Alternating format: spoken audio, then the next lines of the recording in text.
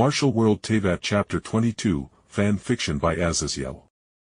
After Yelan used her great powers at the Nascent Soul level to literally carve away a large field out of the surrounding mountainous terrain using high water pressure spells of some kind, I had a good 200-meter wide stone platform to work upon.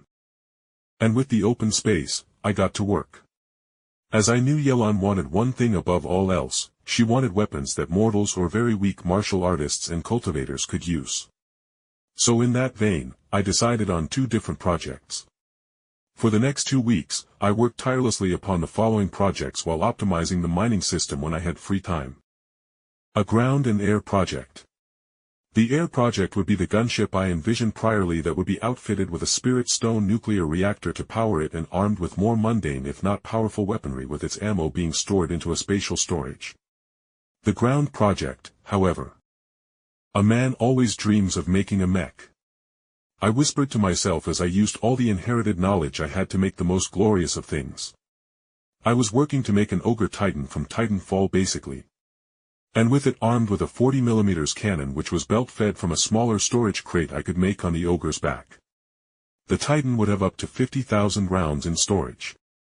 Or in other words, his gun would melt down before he would run out of ammo.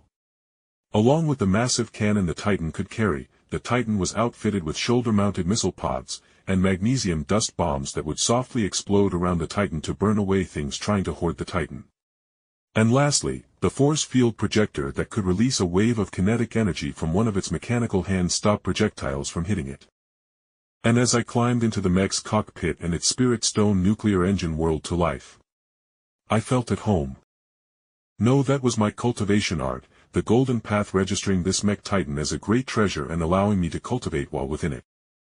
The dark cockpit whirled to life as the many curved screens on the inside of the cockpit displayed the outside world from the view of me looking out of the cockpit without all the metal, and as I got harnessed into the Titan's control harness that followed the Jiger-like system of matching body movement so that martial artists could use the same moves as they could with their normal bodies.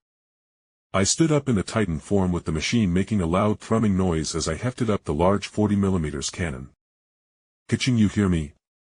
I spoke, testing out the comms system, and the purple-haired beauty threw me a hand up, and with a slight popping noise the audio systems outside my mech captured her reply. "Yes, are you all right in that puppet?" she asked, and I made a humming noise as I began stretching my body and realized that if I really wanted to allow martial artists to do actual martial artist moves in their Titan, the Titan itself would need to match their martial art. But thankfully I am a pay-to-win cultivator who relies on money to beat people to death, haha. I thought, proudly uncaring of how shameless my cultivation was as I kneeled down in the mech and released myself from the harness to come out of the mech. Yup, it's going great. Just a couple minor kinks to worry about. I mean, normal mortals are fine, but if martial artists want to use a Titan to their fullest ability and start doing some kooky stuff, then the Titan itself will need to be made to order. I rambled with Kaching rolling her eyes and poking me in the chest to shut me up as she got me back on my track. The Titan works and you actually made somewhat of an assembly line for it. Now we should test this, Pelican, she spoke while actually making finger-hand quotes as she looked at the Halo-themed gunship.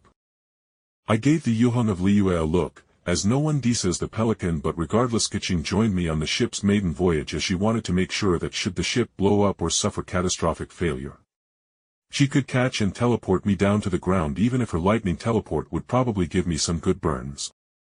So how about we take a storage ring filled with materials and spirit stones to Liyue to turn some in, to Ningguang? I asked, and Kaching smiled with her giving me a strong nod as she responded quickly. Yes. That would be a very good idea, Jake, as that will be a clear indication of you paying Ningguang and the Liyue Qixing back for all the hard work we did together. I nodded to her words, and while Kaching settled in, to look at all the dials and the running heads-up display after I firmly told her, no touchy, I went to fill up a spare spatial bag, which was a much cheaper spatial tool compared to a spatial ring with a bunch of base materials and of course, a small mountain of spirit stones that wouldn't affect the array's protection level. And once I got back onto the plane and we started up the engines, Kaching's hand snapped over to mine as the large engines on the side of the plane pushed the gunship into the air with a roar of displaced air, and I couldn't help a maniac giggle as the gunship thrummed as it tilted forward and its engines pushed the gunship forward through the air and we were off. flying towards Liyue with Keqing taking a deep breath as she muttered. Oh. This is going to get all those artifact crafting weirdos from the cloud refining sect onto you. Oh. Wouldn't that sect be the one cloud retainer would be in charge of? I thought before, wondering if that was where Ganyu was. As she wasn't a part of the Liyue Qixing at all. But I smiled and asked with some curiosity. Don't they have other flying artifacts? And Keqing gave me that customary.